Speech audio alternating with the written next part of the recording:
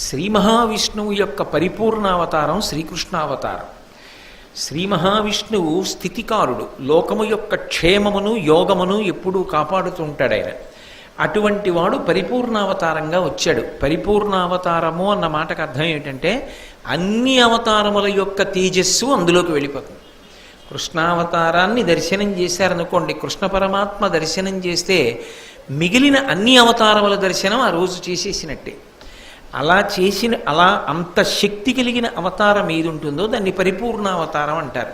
అంటే దానికి ముందు వచ్చిన అవతారములు ఏ ఉన్నాయో, నేను అలా వెళ్ళి కృష్ణ పరమాత్మ దర్శనం చేశాననుకోండి, నేను ఇవాళ మత్స్య కూర్మ వరాహ నారసింహాది మూర్తుల యొక్క దర్శనం అంతా చేసేసినట్టే. ఎందుకంటే ఆయా అవతారముల యొక్క తేజస్సు అంతా కూడా ఎందులోకి ఉపసంహారం అవుతుంది అంటే శ్రీకృష్ణ పరమాత్మ యొక్క రూపంలోకి ఉపసంహారం అయిపోతుంది. అలా పరిపూర్ణావతారము అంటారు. అటువంటి పరిపూర్ణావతారంగా విష్ణువే భూమి మీద శ్రీకృష్ణుడిగా తిరుగుతున్నాడు. ఆ శ్రీకృష్ణుడు అర్జునుడికి చెలికాడు, అర్జునుడికి సంరక్షకుడు. అంటే దాన్ని బట్టి ఏమర్థం అవుతోంది? ధర్మ సంస్థాపనార్థం అవతరించినటువంటి మహాపురుషులు వాళ్ళిద్దరు.